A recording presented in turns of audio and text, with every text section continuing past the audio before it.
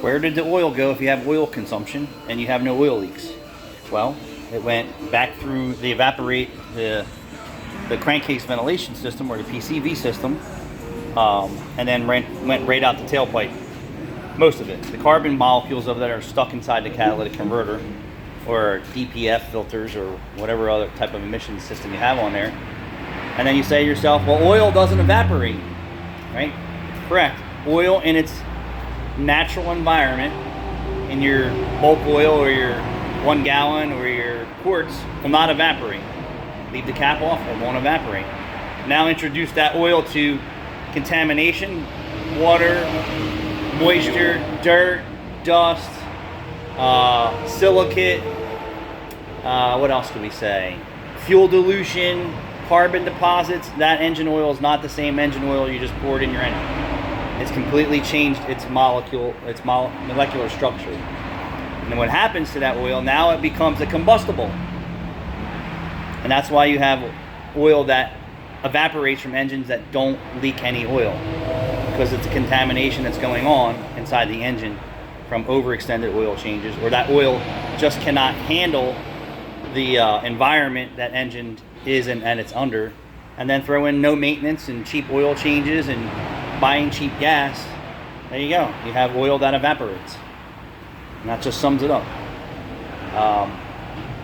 Some engines are designed to use a little bit of oil, but not consume oil. And then the language in the manufacturers today just says, well, it's normal. It's not normal. I think Kia language says 1 quart per 1,000 miles is normal.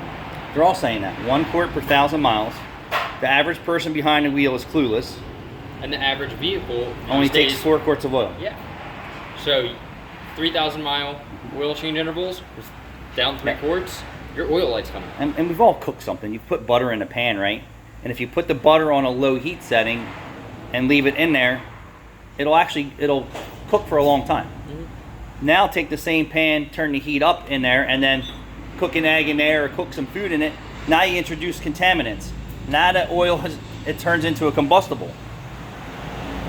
So when your engine oil gets lower and lower and lower, right? So your engine oil is full, and it can actually take the heat and the environment it's in for a period of time.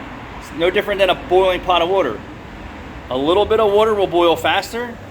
A full pot of water will take much longer. Same thing with a cooling system. Cooling system that's full cools the vehicle properly. A cooling system that's a little low or empty or anything, it doesn't do it. The oil can't cool the engine enough. Now the engine temperatures inside and the environment have drastically changed, and now you're starting to produce sludge from heat and deposits and carbon buildup and lack of maintenance.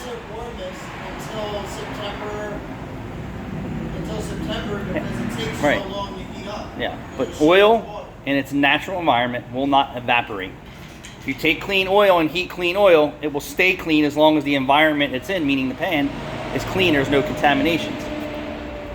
If you actually cook clean, they actually go through a refining process of used engine oil, they can get the deposits and the contamination out of it, but then they have to go back and add all the good stuff and the additives back to that oil. So they can get it back to a base stock through a heat process, but it's not a heat process that's continually adding contaminants, silica, and all that stuff from the environment that your neglected engine is. Or if you have a race car, it's a little different.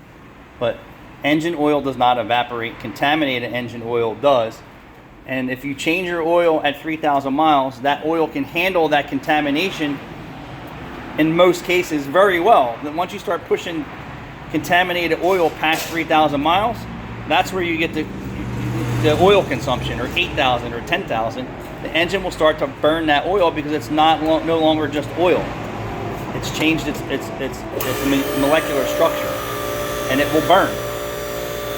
Some of these race engineers have engines designed like that, and they will take that blow-by and they will reburn that to make more power.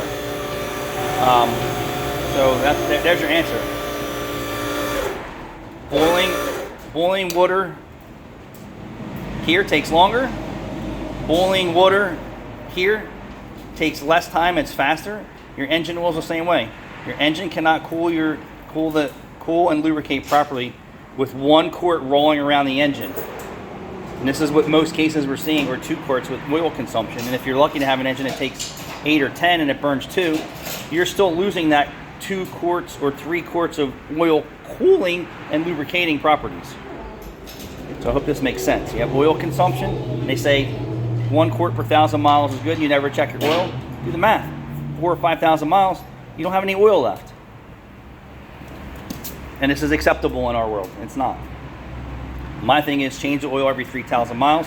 Give that engine oil an opportunity to stand up and stand up strong to the environments that it's under. And then you usually don't have to worry about running out of oil, because the oil isn't that contaminated or diluted to where it becomes a combustible.